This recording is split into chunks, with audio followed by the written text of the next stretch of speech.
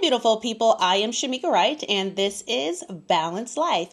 Happy New Year to you. So I know that you can tell that I've shifted my backdrop. Originally, I had my backdrop in the middle of my living room, but I was losing out on all that natural light in the times when I wasn't filming. So I decided to push my backdrop a little bit, put it up against the wall, and now it's next to the entry of my kitchen nook. So this is where we are. This is our new stage as we enter 2025. We are pushed back, but we are still forward, present, and accounted for. This week, our topic is about positivity. It's the beginning of the year, and usually that's when people are the most positive. They have resolutions. There are things that they are amped up, charged, motivated to do. And I just want to go through some of the myths about positivity and how it is more of a lifestyle change rather than a mindset or just because it's January 1st. But before we get into that, our candle of the week is the Sea Salt and Orchid candle.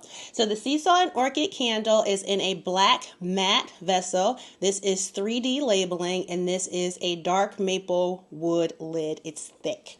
So the notes here are orange, ozone, green leaves, freesia, sea salt, amber, light musk, and tonka bean notes. This candle does burn up to 60 hours, and you want to make sure that your first burn is always 4 hours so that you can get an even pool.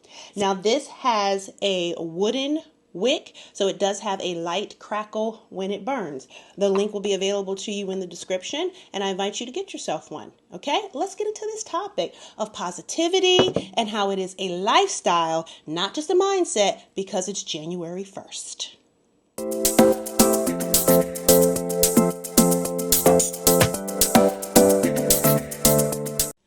Having a positive mindset gets a bad rap. Why? Because there really is this myth that just because you are positive and you have a positive mindset, that you see the world as unicorns and rainbows and you're just skipping in grass and life is always great and you don't have any problems. And that is furthest from the truth. Having a positive mindset means that even in times of difficulties, you are choosing to see the good. You are choosing to know that this moment shall pass. Everything that is happening for you. There are things that you are going towards, and this is just a step in that direction. See, when we talk about positivity and positive mindset, that is the work, because the positive side is what we have to choose. On the flip side, negativity, that comes without any thought, without any question. You don't even have to be doing anything and a negative thought will run through your head. Negative thoughts run through positive mindset people too.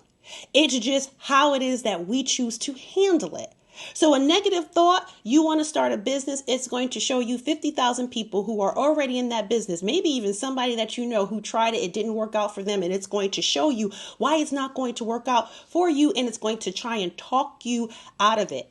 A positive person with that mindset says, okay, yeah, there are 50,000 people that are doing the same thing they want to do, but guess what? I'm going to be 50,001, and just because it didn't work out for A doesn't mean it's not going to work out for B, and I'm going to do it anyway. It's a choice. It's not letting the negative thoughts consume you just because they popped up. And that is how I got into meditation. Because meditation is really about focusing the mind and quieting the voices that tell you no when everything in your body and your being is saying, yes, I know I can do this. I know I can do it. But that chatter, it is really having a conversation with yourself. It's negative and it's positive. I am a very visual person, so I also create visualizations in my mind. And in my mind, there is a positive Shemeka and there is a negative Shemeka. Shemeka. And the positive Shemeka is like, okay, we can do this. We got it. Cheerleader, rah, rah, rah.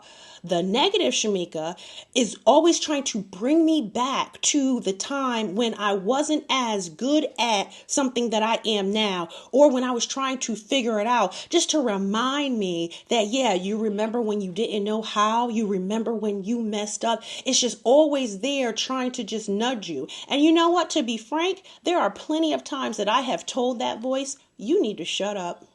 I will shut up that negative voice all the time. One of the things I learned through my meditation practices was that it's not a good idea to shut it up. What I've learned over the years is acknowledge it. That has done so much wonder for me. Because the more I found myself, the more I tried to drill inside my brain to go away, negative thoughts, go away, it seemed like the stronger that they got. Let me know if that is something that resonates with you. You don't want to have the negative thoughts and you're doing everything within your mind to say, I don't want to think this way. I don't want to feel this way. But it's constantly beating on you. And it seems like that the more that you say that, the stronger it gets, the larger it gets. And it's just so overpowering. As I started to do meditation, the note was, don't fight it. Just acknowledge it. And that changed things for me, the way that I let my voices talk to each other. So when a negative thought comes to me, I will give an example. I had an audition today, okay? And this was my first in-person audition. And the way that the industry has been, we have done more self-tapes over the past 5 to 8 years than we have done in person. So my in-person is not how it used to be when I was doing in person all the time, but my self tapes are knock them out, right? Now, I know the skill sets that I have. I know that my craft has grown. I know this, but still having all that positive energy, that mindset and everything, having all that, I still received negative thoughts as I was working through my script, as I was learning my lines, trying to make sure that I was off book so that when I got into that room today, that I could just play, I could just have fun with the text. And in my mind, I had thoughts of when I was first auditioning, which is 20 years ago. I'm a much different actor today than I was 20 years ago. I've learned so much. I've done so much. But for some apparent reason, my negative side of my brain decided while I was in the middle of the shower to say, do you remember that time when you first started auditioning and you went and you had an in-person, it brought me right back to an in-person audition that I was I bombed. I left that audition. I remember that so clearly. I was that audition was trash. I messed up big time. My negative side, as I'm working through my lines in present day, decided to show up and say, you remember that time you had that in-person audition? And you remember how you bombed? As I was in the shower, I said to myself, thank you for reminding me. But this is not today. Today, I am not who I was before. And that's what positive mindset looks like. I acknowledged that the thought came to my mind. It was a negative thought. It was a thought that tore me down. It was a thought that if I sat in it and allowed it to consume me, it could have had me totally botch my audition because I would have been stuck in my head. I acknowledged it. I said, thank you, but that's not today. And guess what? It went away. And so that is a practice that I use to combat my negative and positive brain. I treat my positive brain as a superpower. Okay, it is a power of one. It says, okay, where do you need me? I will show up and I will speak to it. And I will say, I need you to reassure me that I got this. I can memorize these lines. And guess what it did? It reassured me. And I was off book. I went in that audition and I had a blast because I was able to play and I wasn't focusing on the words or if I missed a line or if I messed up. Why? Because I allowed for my positive side to overpower the negative side to let me know internally that I got this. And that's what being positive and having a positive mindset means. And it's not something that can just happen because it's the beginning of the year. And I know that is when folks have the most energy and they are most motivated. And that is when, everyone is gung ho. But statistically, it's like whatever that mindset, that activity, whatever it was you had the most energy out of on January 1, I think they said it's upwards of 60 to 70% of people completely let that go within the first 2 months. So that's why I say it's not a resolution. It's not a beginning of the year. It's a mindset.